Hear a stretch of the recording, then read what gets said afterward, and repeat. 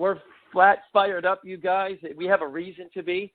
This company has taken the heavy lifting and all of the roadblocks. They've removed them, and they've allowed people to join this company that is going to be, I think you're going to achieve remarkable results. So, guys, we're going to cut some of the pleasantries short. We are very, very glad you're here. Thank you for announcing your names and where you're calling from. We have a very, very special guest on the call, and I'm just going to get right to this individual. I had the privilege, my friend Mia set up a call with the CFO, of Divvee Social, Derrick Schutz, and I've told you guys a story about how impressed I was. Only one time ever in my life that a conversation in a business setting was ever equaled, and that was with some high-level people in a company called Berkshire Hathaway. When I got on the phone with Derrick, I became absolutely bulletproof. I was wowed. I was astounded, and I was so grateful he took some time for us. So he's absolutely slammed. He said he would get on here and spend a couple of minutes with us. So, Derrick, are you there? I am here, yes. Beautiful. A little anticipation there. I'm glad you made it up. Derrick, I know the office is cranking. We saw the video that Darren put out with you guys. Just busy, got your heads down. Thank you for being here. So, Derrick, if you don't mind, and if there's somebody on the speaker side, please mute your phone. Press *6, it'll mute you. Or just mute your phone. Thank you. Derrick, I know you're slammed, and you got a lot going on. But that afternoon when you called me and I was able to talk with you, you and Mia combined, after that call, you messed up my head really, really, really bad in a good sense. Well, good. So, Derrick, thanks for being here. I'm just going to ask you if you'll address the group tonight in this kind of the same way you did with me. And then if you don't mind, we have a couple of people going to ask you just a few quick questions and get you out of here because I know you got a lot going on. But, Derrick, I ask you, what are you doing there? Why are you there? You put your reputation, your business acumen, you brought everything you've accomplished over many years on the line at this company. So if you would share with everybody, what are you doing there? Where do you see this going? And then I ask you, where does the money come from? So if you can address those for us, Derrick, that would be great. I'll shut up and I'll let everybody listen to your eloquence, brother. Go ahead. Beautiful. Well, thank you. Putting way too much confidence in me. My background is accounting. I've been a CFO for 23 years. And along that, I learned how to do back-end coding and get things out of systems that a front-end user cannot do. So I'm not a programmer, but I can code. Credit cards to me are the hardest thing for a business to do and take. The credit card industry is very broken. It's very fragmented. And you have many, many players, and the banks are sort of last to know, but they're the ones controlling it, and they're the ones that give you your money. So long story short, 13 years ago, I wrote my own code, and I reconcile and create transparency on credit card transactions. I decided as I've been consulting over the past few years, so I consulted for many years for Oracle independently, Oracle Financial Systems. In the past 14 years, I've been consulting for resellers of Microsoft products, particularly Dynamics Great Plains accounting systems. And I got asked by multiple companies to take my code and my product on a credit card reconciliation and create a product. So I have a product that reconciles credit cards called SimplySync, and that was my introduction to Divvee Social. So they asked me several months back to come in and pitch and show them what my credit card product could do for them and the savings it could do, the transparency it creates, and the manner in which they can effectively run credit cards, etc. As I went in, and they were in the transition of buying out their old partners and going from their old model to the new Divvee model, I became very intrigued by what this model was. So I've consulted hundreds and hundreds of companies, and I never endorse anybody's product at all. I go in and I pitch my product. I help them save money. I help them create efficiencies out of a business and give them reports so that they can make proper business decisions, but I don't buy or endorse products. So this is the first time that I've gone off and actually asked to be part of somebody's product and try to learn and understand what they did, because I was intrigued by the growth, the amount of people, the investors, et cetera, that were coming into this organization. So that was my introduction and how I came in. And through that, they began to ask me to do more than just doing the credit cards, but if I would come in and actually put an accounting system, which ultimately led to me being their CFO.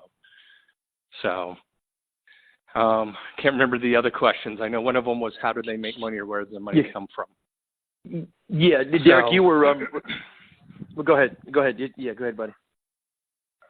So the overall concept of this is marketing and influencing, marketing in a positive manner in which advertisers feel like they are getting the biggest bang for their dollar in hitting real people and creating a tie to demographics different than traditional radio and TV spots. And so they've struggled for years as they began to go from pay-per-click on the internet to pay-per-install through mobile phones, which are becoming more and more and more popular.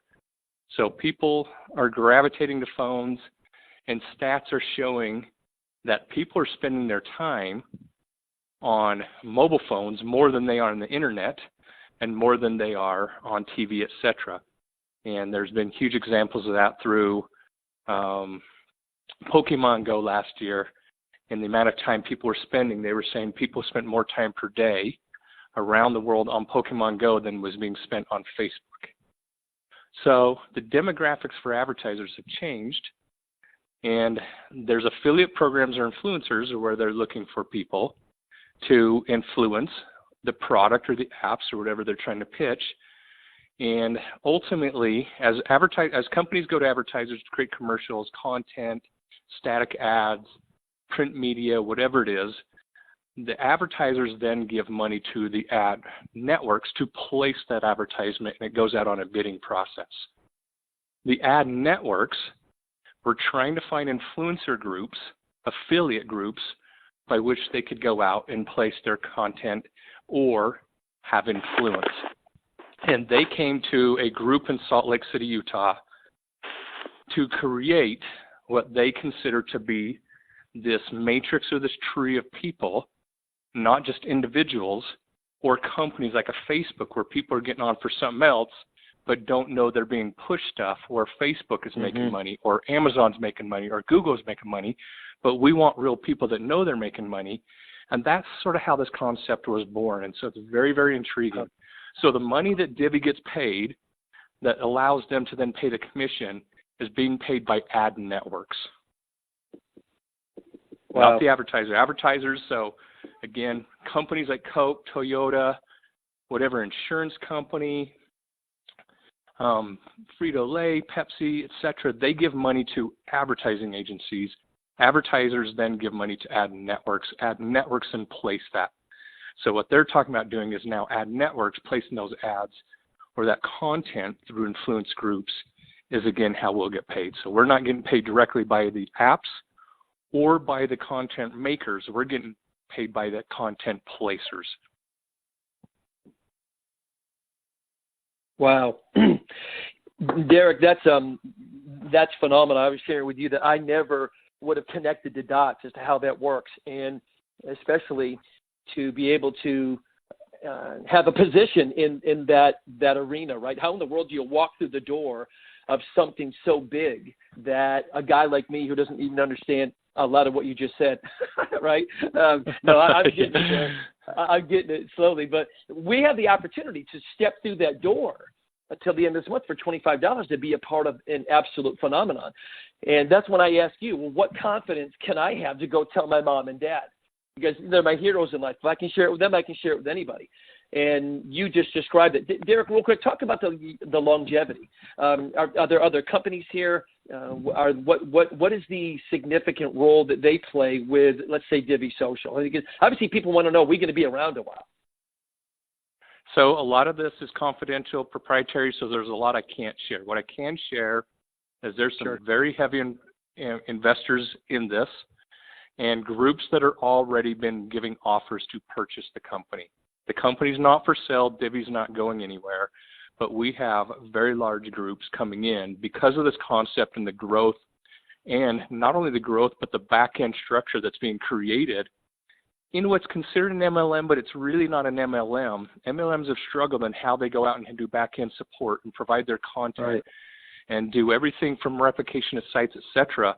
Has always been a struggle. So even the software we've written is very proprietary, creating a stability that is different than most And we already have companies now seeking us out just for the back-end structure that we're creating. So with that, there's some very large players.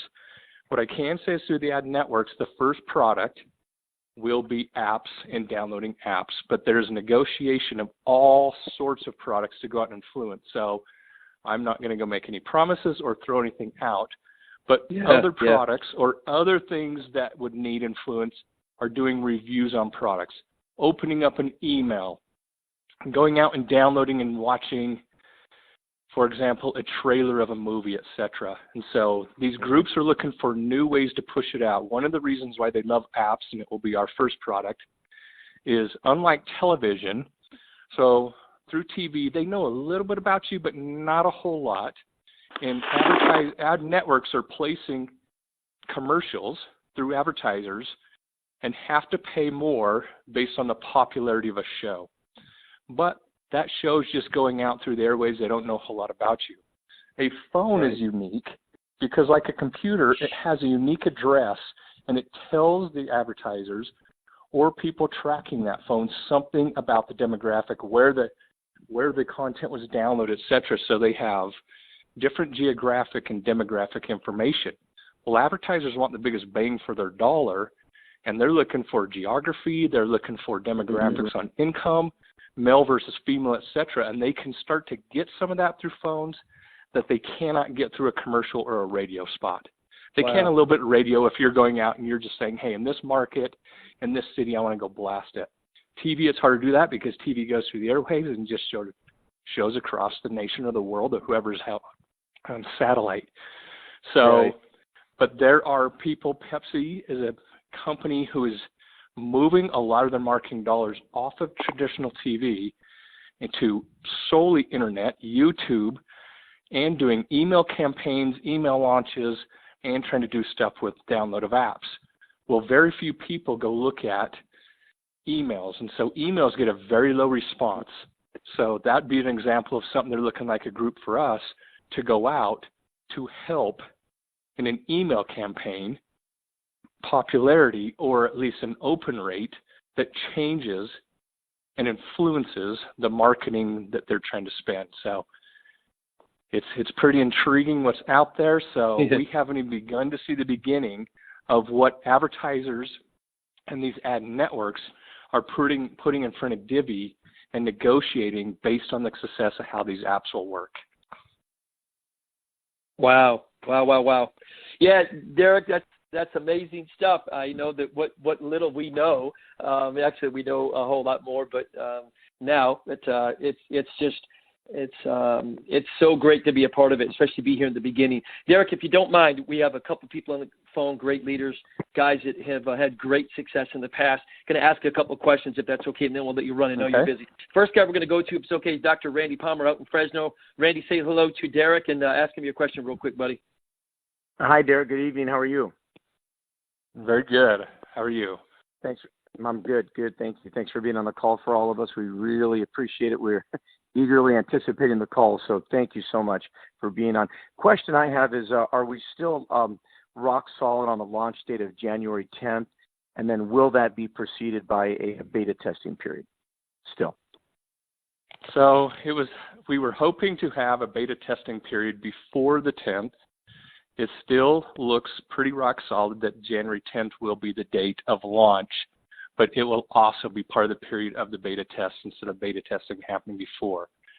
So one of the things, and I think they've been fairly public in sharing this, so I can share a little bit now, we were partnered with what was considered to be premier back-end replicating software in the MLM industry. So we were going out with our technology, but the enrollment being handled by a third party. The growth that Divvee has already experienced was crashing their servers and their product on a daily basis. And so imagine that. Where we thought we could go into another product, which is the download, and go into beta testing, what we had to do is shuffle and recreate. That's why there was a dark period where we took it down. Literally taking all the content and everything off of somebody else's server systems and recreate internally all of that because they could not handle the growth, and yet we weren't that big at the time, and so we knew this was going to be a future problem with our growth, and so we had to take the bull by the horns and move it. So that changed the beta testing period, but we are still going full force for a January 10th launch of the Rank and Share program. Fantastic. Beautiful. Thank you. Thank you. Yeah, thank you, Derrick. Hey, real quick, Greg Baker in Tampa, Florida. Meet Derrick Schutz, CFO of Divvee. Got a question for you. Fire away, Greg. Okay, thank you. Derrick, thank you very much for being on this call. Like Dr. Randy said, we really appreciate the time. Your last answer kind of leads right into my question. Can you speak to the scalability of the servers and the locations where the servers are going to be based at? So great question. So that is another reason why we left this third-party partner. They only had servers in Utah at a professional hosting site, but they were not replicated throughout the world. And we were already bursting the bandwidth with just a few thousand people a day. On some of our large days of enrolling 8,000 to 10,000 people, we were bringing it to its knees, and we were doing that with even a few thousand. We've been stress testing, which is why we moved away, and we've been watching that since we launched this, the reopen this past Friday. But we were stress testing it by putting over 2.5 million hits and enrollment forms happening per minute. So we stress test this to the millions per minute versus thousands per day in our previous vendor. And again, this is all our code, our stuff, our systems. We have gone out to create our own relationship with a professional hosting company in Utah. However, that company has 10 locations throughout the U.S. So we've created what's called virtual machines or copies. So it's an exact replica of our server that is now copied at all 9 through virtual clouds. But we have also replicated that all the way around the world, including China. So our version of our servers and that bandwidth is in multiple countries around the world. So it would be virtually impossible to take this down. Bandwidth, we can load balance and move that around. So far, with the amount of growth, so even on Christmas, we enrolled 19,000 people the other day. And with that, we still stress test that, or I believe we hit only 3% of our bandwidth, and so we still had 97% available, where again, on our previous vendor at 19,000 one day, it would have just been up and down, crashing, etc. So far, it's holding up and appears to be great. Wow. Okay. Can you give us the name of that vendor? The name of that vendor is FiberNet. FiberNet, okay. So it's a company called FiberNet. Okay. Wow. Derrick, 19,000 during Christmas, you said? Yep. In 2 days of Christmas, oh my gosh, enrolled 19,000 as of this morning, so I won't give away too many numbers. But from last night when I was last in there to the meetings we were having this morning, we had 33,000 people pinging that enrollment. So it's just growing and growing. Oh my gosh. What am I doing? I'm not sleeping now, and I'm oh wow. I'm slacking. Good night. So the crazy part through all this, I'll share a few things. Again, I believe they've shared some of this. When the ad networks came to us with this concept, they asked us, with the people from their old model that had just been bought out, and they had about 3,500 members, so not very large. They said, can you get 2,000 more people by a January 10th launch date, therefore having between 5,000 and 6,000 people? That was the goal. We said, can we break that? Can we go higher? They said, the bigger you are, the better. But in order to get approved, et cetera, you need to have between 5,000 and 6,000. By the time we hit that date, we officially hit about 115,000 enrollees, or what we call influencers today. And so we'll probably be somewhere between 150,000 and 200,000 people. And yet the goal they set for us was between 5,000 and 6,000. So we far than exceeded their expectations, and they're extremely excited. So, yeah, I would say so. Goodness gracious. Greg, great question. Derrick, thank you. One last question real quick. Mike Diamond, Big Mike up in the Smoky Mountains of Tennessee. Mike, big producer. Say hello to Derrick. Ask him your question, buddy. Mike, Big Mike. I sure will. I'm here. Can you hear me okay? Okay. Yes, sir. Yep, I can, brother.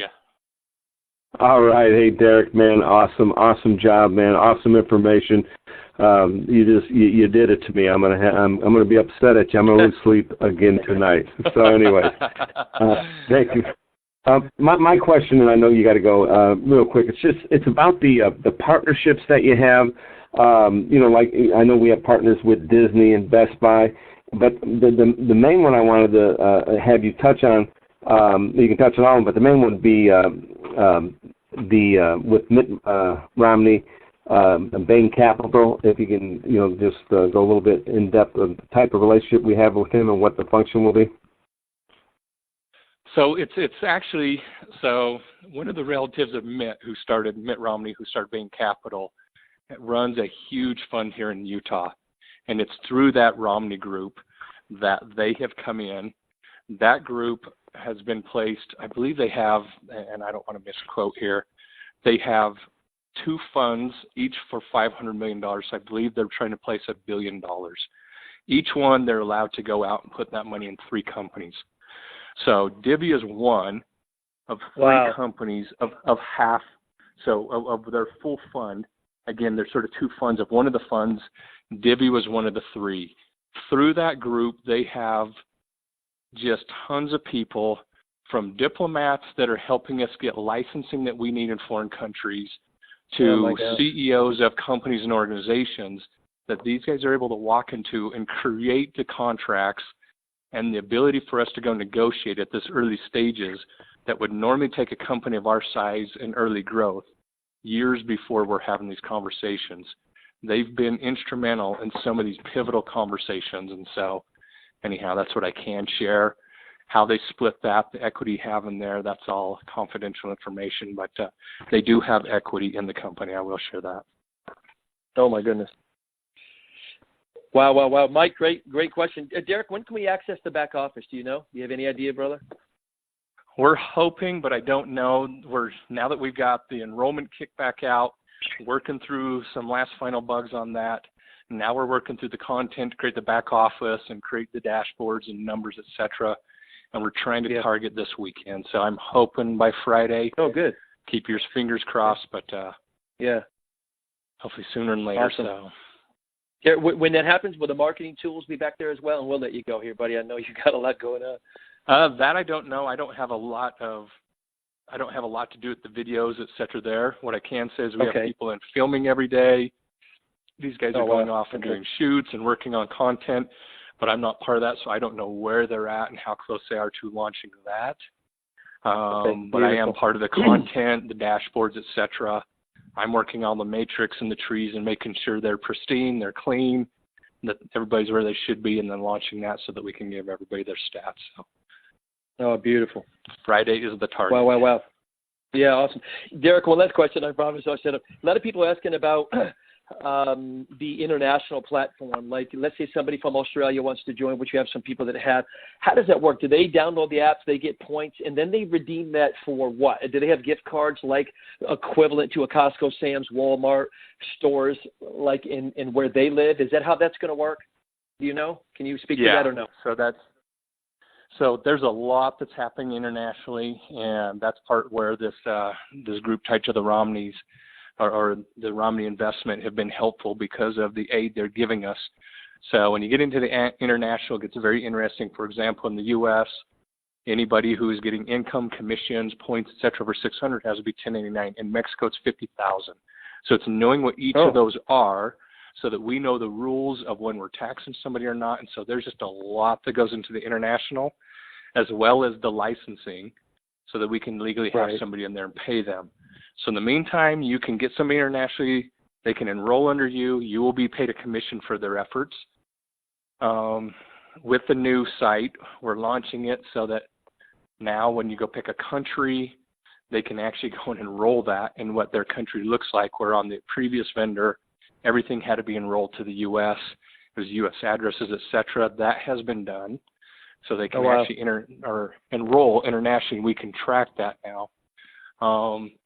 There's still a lot going on with their stuff. But, yeah, as you mentioned, the Reward Center will be geographically specific to where you live, and the offers and the product you'll be able to get. So. Oh, fantastic. Now, people that enroll for free, they can be of any age, is what we understand. And if you want to be an influencer, the age is 18. Is that correct? So 18 to be an influencer, get paid. You can be any Right. age to download, but now we're hearing that still in the U.S., that points, et cetera, is considered income. So we're trying to come Right. up with other possible ways we do it. So I got you. the logic initially before I joined was, hey, credit cards, they can give you rewards, money back, all sorts of different stuff, and you don't get taxed for that. The difference is with a credit card, you're purchasing something and it's a rebate. Rebates aren't taxable because they're just giving you a discount on a product. The points, et cetera, here are not rebates. It is income. You're being paid for the labor, the downloads you're doing, and so it is taxable. So even the points, as we're looking at it and we're playing with the lawyers and all the people trying to figure out, even the free members, if they're getting that, and we've got, say, a 10-year-old doing it, are we going to have to go 1099 10-year-olds? Are we going to go 1099 parents? How does that work? Yeah. So Yeah.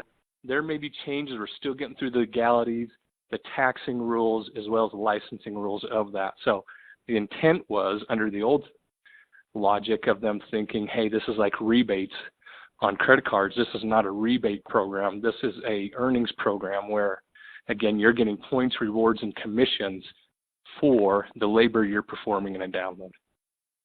In the future for other stuff like opening emails, watching trailers, et cetera. And so, Okay. so there's still bugs being worked out on that, or I shouldn't say bugs, but finalities and details to figure that out. But theoretically, what you're saying, yes, I don't know if on it. Yeah. The commissions are paid once a month. Is that correct? To start, it'll be once a month because of the way we get paid. Eventually, as it gets going, it will be a every week thing. So each Friday, you will get your commission. So the goal is to get to a weekly commission. Goodness gracious. Wow. Derrick, we have other questions, but we're going to let you go. I know that you are absolutely running like a thoroughbred over there. Derrick, thanks for the time. Thank your precious wife, Shauna, for communicating with Mia and making this possible for our group. It's very, very special to all of us. And, brother, we are lit up. So, Derrick, unless there's anything else you want to anything else you want to share, we'll cut you loose here, brother. I appreciate you very much.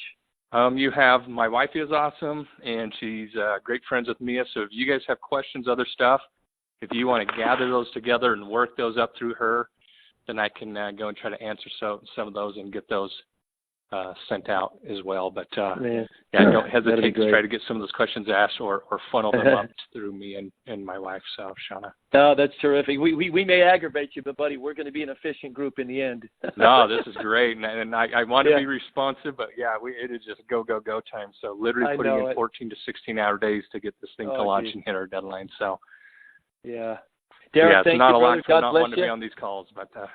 All right. No, we appreciate it much. Thank you so much, Derrick. Have a great night. Well, happy holidays, and appreciate you allowing me to be part of the call. Oh, listen, thank you. Have a great night. Thank you, Derrick. All right. Thank you, guys. Thank you, brother. Bye.